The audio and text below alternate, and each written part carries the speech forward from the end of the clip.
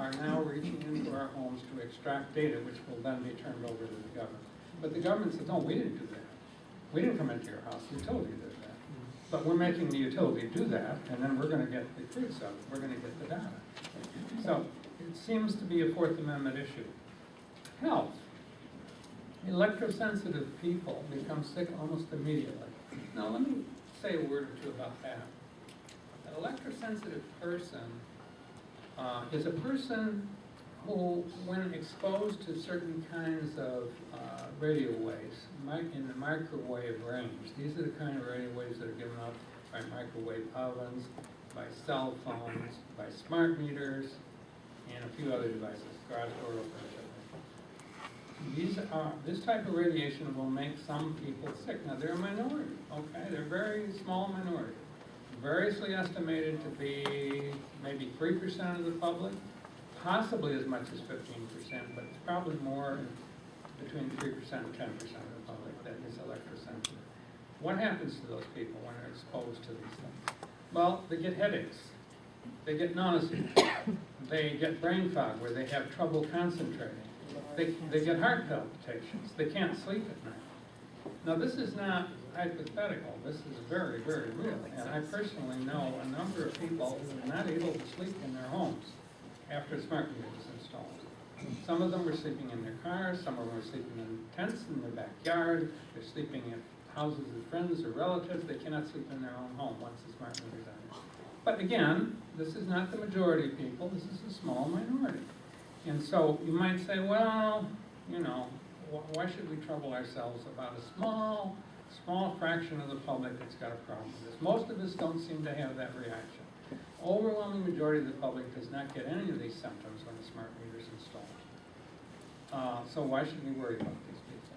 Well, I could hit that on two levels. On one level, you could say, well, why don't we treat this as just another kind of handicap? We do try to accommodate handicapped people in our society. You know, we have handicapped parking spots, we have curb cuts, a lot of things we do to make it possible for the handicapped among us to lead a more or less fully functional life, to be able to hold a job, to be able to go out shopping, to be able to do a lot of things. Well, that's one reason, but there's another reason. It's what I call the canary in the mine argument.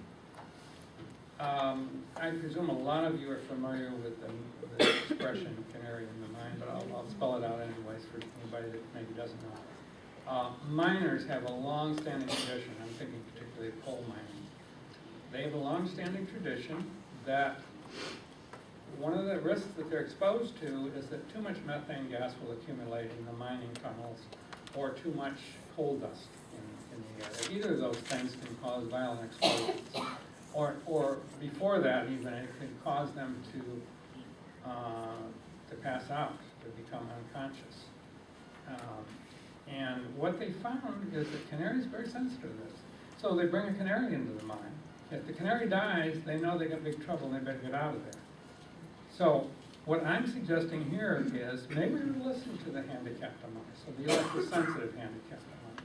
Because if they get these immediate symptoms, maybe that's just the first wave. And we're all going to be at some risk in the longer run. For the rest of us, the majority of us, we may not see symptoms for 15, 20 years. But that's, you know, we went all through this with cigarettes. For a long time, the industry said, oh no, there's no danger here. There's no credible scientific studies that show that smoking is harming your health. And this went on decade after decade after decade until finally they were brought to account for it. This may be the case. 15, 20 years from now, we're going to have people with cancer, neurological illnesses like Parkinson's disease, but it'll be too late. The exposure would have occurred long before the symptoms.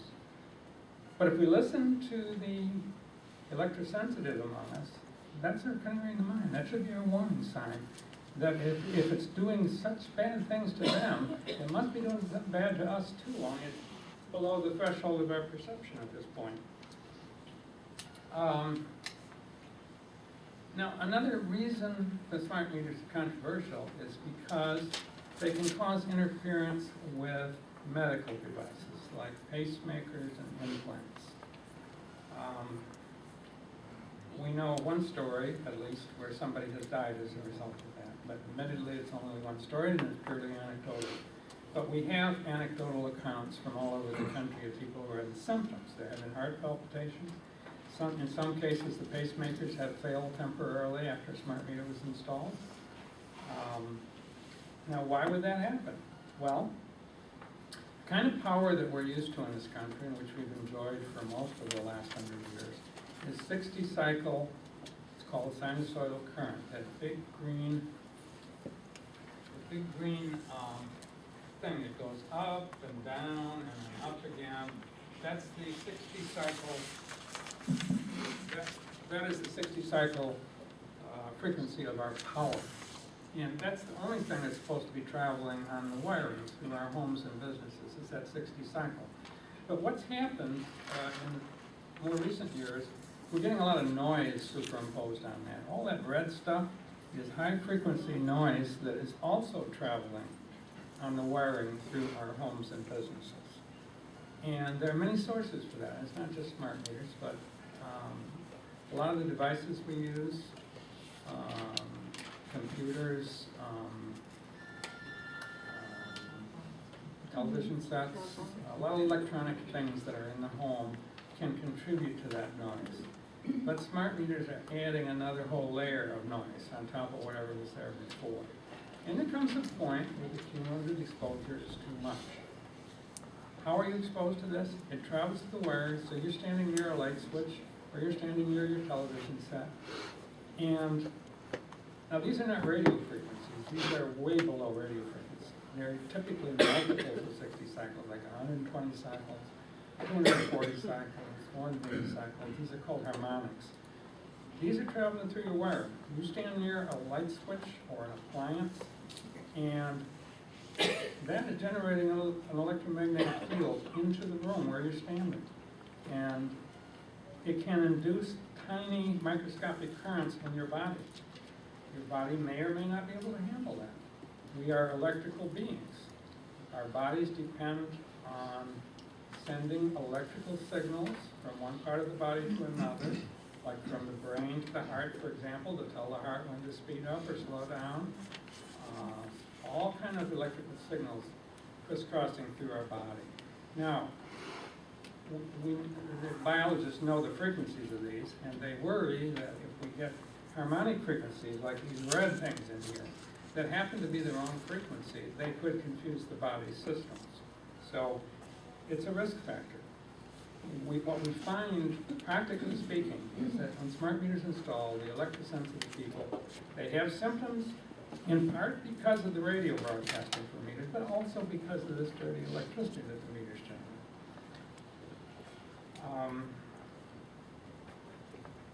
Okay. This has also been known to damage household appliances. We've had reports of refrigerator motors burning out, expensive high-end stereo equipment being destroyed. Another problem is it makes the whole grid vulnerable to hackers and terrorists. You know, and think about it.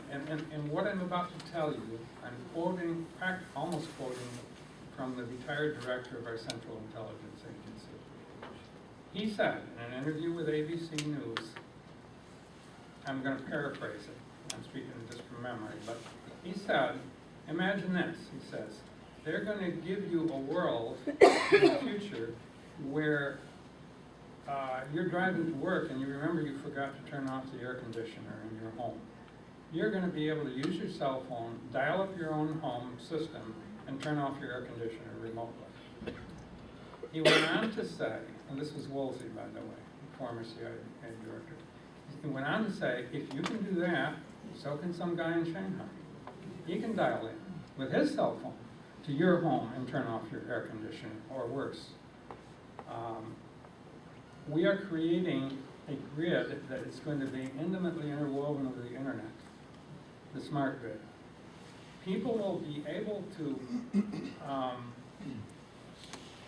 the potentiality exists that hackers could bring down the entire network, or that they could selectively bring down particular houses, particular neighborhoods, particular cities. All of these things are possible because all the meters have disconnect switches in them that will shut off all power to your house. That can be remotely triggered. they know the right codes and the right passwords, they can do this. Why would we want to be vulnerable like that? Our old dumb grid, no hacker could do that. I mean, without physically getting into substations and doing some heavy vandalism, they could not bring down our grid with a smartphone. Another thing is the risk of house fires. I'm just going to mention this in passing. It's not one of my major points, but you probably should know about it. This is a picture of a house fire caused by a smart meter. That's the meter inside the house. Caught fire, and it's going to cause the whole side of the house to go up in flames. I think that particular shot was out of Australia. Here's another shot. This is a picture of a smart meter that melted down from a fire. You can see that it liquefied. They were using clear black plastic rather than glass for the meter cover. That's why it melted a little bit. I don't want to make too much of this because these are growing pains in the industry. These are transitional problems. Eventually the industry will get it right. They're having some problems because they're rushing all these things out. Sometimes the meters haven't been tested as thoroughly as they should be. Some of the installers have not been trained as well as they should be. And they come out. We've heard stories that some of the installers out there are only getting an hour or two of training over on the east side. Say, maybe consumers are doing it better than that, I don't know. But over on our side, an hour or two of training they get. They come out there, they jerk the old meter out, they shove in the new meter into the meter socket. Now, if they don't get it seated properly, then there's going to be arcing in there and the potential to start a fire. Another problem is that they don't want to bother knocking on the door and warning you that they're going to briefly interrupt the power. A lot of times people aren't home, they just don't want to be bothered. They just pull one meter out, slap the other one in. Well, that may interrupt some delicate piece of equipment or even medical equipment that's running inside the house. So this thing's being done wrong because this is all being rushed. But those are temporary problems. Eventually they'll figure out the solution so we don't get fired. Now, how did all this get started? We have to go back to the Rio Environmental Conference in 1992. There was a document proposed there, and this conference was about dealing with global warming and greenhouse gas emissions, carbon dioxide emissions. There was a document proposed called Agenda 21. It was later adopted by the United Nations under the official name Agenda for the 21st Century.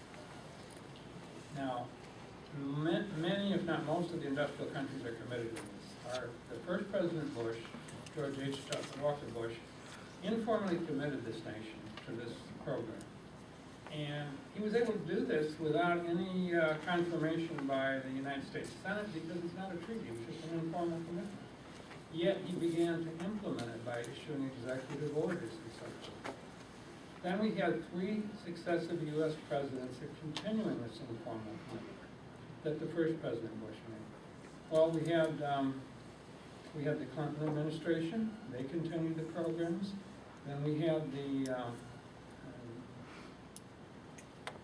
the second President Bush, and then we had President Obama. They've all continued it. In 2005, I guess that would have been under the second President Bush, Congress passed something called the Energy Policy Act. Stated purpose is to reduce our carbon footprint. Not a bad idea. And one of the things mentioned was that we should look towards developing a smart grid, smart meters, and so forth, as mentioned. It was all to be voluntary. It wasn't to be forced down one's throat. Federal law said it would be voluntary. 2007, Congress passed the Energy Independence Act. Purpose to reduce our dependence on Mideast oil. Another laudable purpose. Again, to be voluntary. People were supposed to have a choice to accept a smart meter or not. It was supposed to be done by persuasion. 2009, Congress passes the stimulus bill, Obama's stimulus bill. Included $3.5 billion to promote, quote, smart grid initiatives. That's turned out to mean mostly the smart meters. They've done very little else. It's primarily just smart meters. Well, the utilities all over the country, they rushed smart meter programs as fast as they could in order to get their share of that $3.5 billion. In Michigan, there was the 2 pilot programs, Detroit and I alluded to that before. No cost benefit studies were done at the end of those pilot programs. 2010, Michigan Public Service Commission authorized mass deployments. Then they could charge, actually what they authorize is that if the utilities deploy these things, they can charge the cost back to their customers. Attorney General Mike Cox sues over that. He wins in the Court of Appeals. Meanwhile, Detroit Edison's doing a massive rollout in Oakland County and Detroit. These installations under Detroit Edison were all forced, absolutely coercive. In the beginning, everyone is told they had no choice, they must accept the smart meter or their electrical power would be terminated. Detroit Edison did not have a mandate from that from the state of Michigan or from the Public Service Commission. They did this on their own, and they said, this is how we're going to distribute electricity from now on. You want to take electric service from us, you must accept it as a smart meter. Nobody is allowed to opt out. They've said that over and over again. No one will be allowed to opt out for any reason. Well, they weren't able to sustain that position. We started going around. I was one of about 6 or 7 people that started going around from city council to city council, pleading with city councils to please adopt, pass a resolution, putting your city on a record as being against this coercive forcing of meters on people. Let people have an opt-out if they want an opt-out. And please, and also the resolutions that these cities passed, call upon our Public Service Committee to investigate the health impacts on the public in general too, not just for the opt-out people, but on everybody. So when we got 9 cities to pass the resolutions, at that point, the Public Service Commission will probably took notice. Generally speaking, they tend to be on the side of the industry they regulate. They're generally on the side of the utilities. They have tended to be tone deaf to what is in the public's interest. But that's why we had to go around the city councils, because we needed a way to put some pressure on the Public Service Commission. That's how we did it. So in, I believe it was January of 2012, they opened a 6-month-long investigation.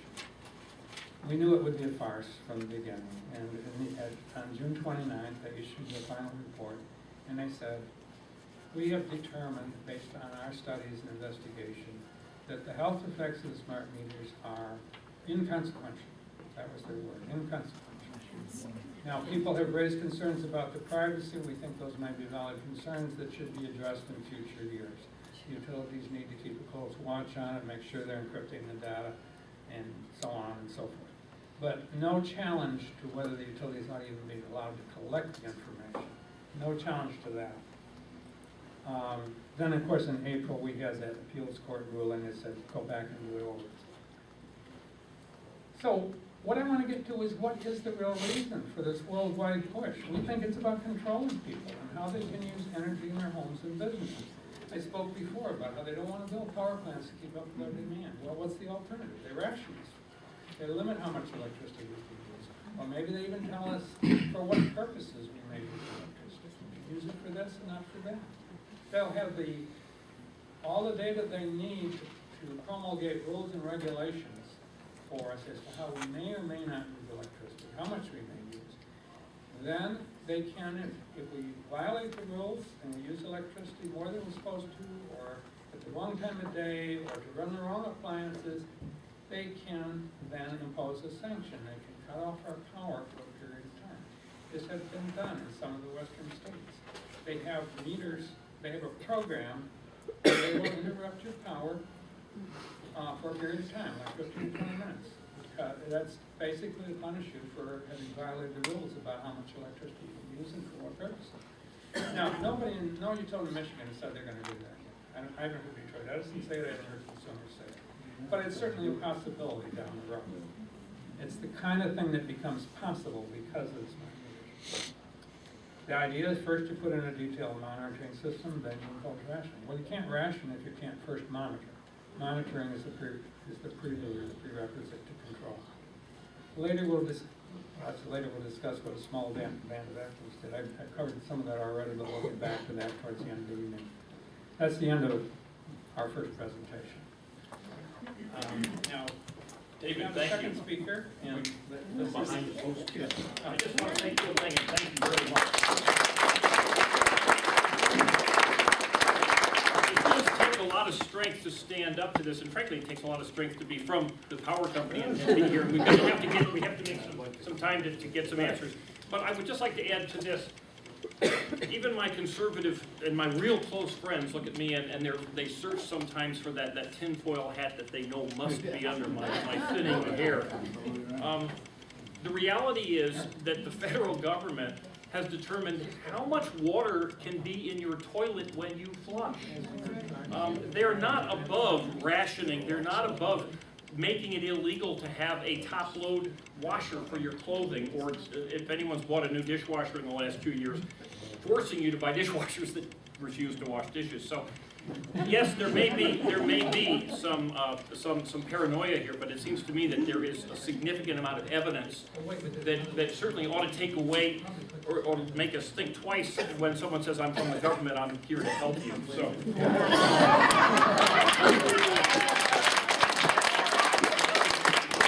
That wasn't funny, you know.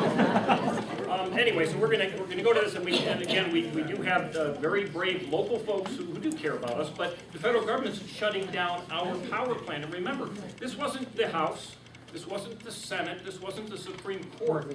This was the EPA director who promulgated a rule that had to do with carbon emissions that made Consumers Energy be forced to shut down the power plant that is here in Muskegon County, not just creating an energy issue, but creating, as we've got some county commissioners, and I'm sure we've got some city commissioners, creating a significant tax issue, tax revenue issue, and of course a significant number of jobs that are being lost too. So there are lots of things going on here that unless we get energized and motivated, we'll be done in an office, a big ritzy office, nicer than any offices that I've ever been in, that will just be waving wands, big wands, that are really going to affect us. So, Jim, we need to move along. yes, and I'm done. Okay, thank you. Our next speaker is Diana Osterman.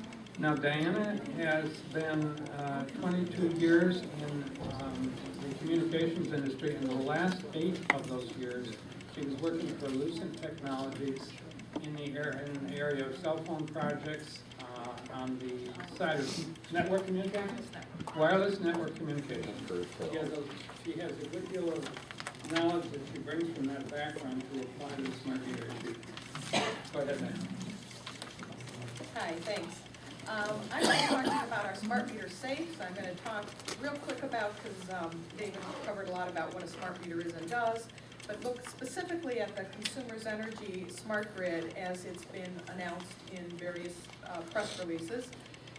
Look at the electromagnetic spectrum and what kind of health effects that electromagnetic frequencies have, what the FCC is doing or not doing to regulate this, and then what all this means to you.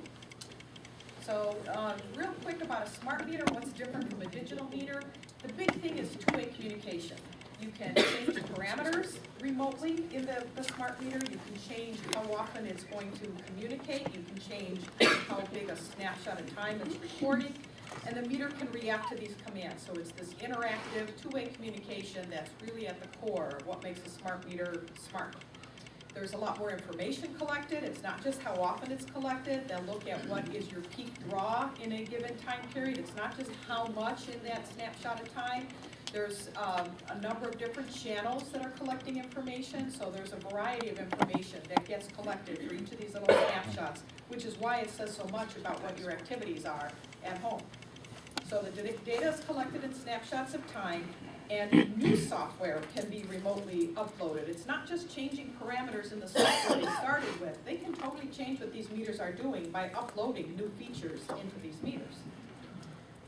So what Consumers Energy has announced over time, they chose a company called SmartSync as their integrator or their general contractor back in 2011. And then in March of 2012, they announced the whole partnership. They were using the GE residential meters, Verizon as the public cellular network, and for anybody who's techie, CDMA was sort of the flavor of wireless that they're using. And this is instead of what's been called a mesh network, which is what DTE is using. It's a different way of having the meters communicate back to the main utility. So this is using, like a cell phone, going through the Verizon network to communicate the data as a text message, more or less. It's been compared to sending a text message. And then for the software and the networking, the radio communication, they were using GridNet, the company GridNet for the software, and Qualcomm for the networking, for the radios. Then in February of 2012, meter maker Itron bought SmartSync, but apparently their contract was already in place for GE meters, so even that announcement said that they're still staying with the GE meters, even though Itron now owns SmartSync and Itron is a meter maker. So then this installation began in August of 2012, but I've been hearing that they're going to be replacing the meters, and I've seen at least one reporter in an article say the speculation is they're going to go with the Itron meters because Itron now owns SmartSync, so why do they even want GE in the picture? So they might be changing out your meters to use an Itron meter. For the rest of this presentation, I'm going to sort of talk a little bit about each of them because we're not sure what meter you're going to end up having. This is the diagram they have put out for, now I should say this is GridNet, but GridNet is the networking software that they're using. So you've got up in the upper left-hand corner, you've got the utility with sort of the core software that's collecting all the information. Going diagonally from the upper left to the lower right, you've got what they're calling IP networks. That's internet protocol. So that's internet communication going over the Verizon network, just as if you were going to get a hold of the internet through your smartphone. It's the same kind of idea that all of these devices that David was talking about, all the appliances that are going to have radios, they're talking about having your car charger, having all kinds of different sensors and devices in the home, in addition to the smart meter, all have these little radio chips in it. They're all going to communicate, like sending text messages over the internet, over Verizon network, back to the core utility. So what they're starting with, the kind of capabilities they talk about, load profiling is one of the capabilities. Actually, they're not talking about it that much. Other utilities have talked about that capability. But this is this detailed information of what exactly you're doing in your home. That is a capability because they're capturing so much detailed information in little bytes, little snapshots. David talked to you about time of use data. That's what TOU is, time of use. So there's that kind of data being collected. There's power quality data being collected. Is the amount of power they're sending out at the head end making it all the way to your house, or is there line loss in between and you've got a lower power quality at your house? So it'll be monitoring things like that. Demand response functions are some of these control things that we're talking about, that depending on what you're doing and what they want you to do in response, there's sort of this demand and response interplay where they're using the functionality that they have in the meters to make different things happen depending on what's happening in the use.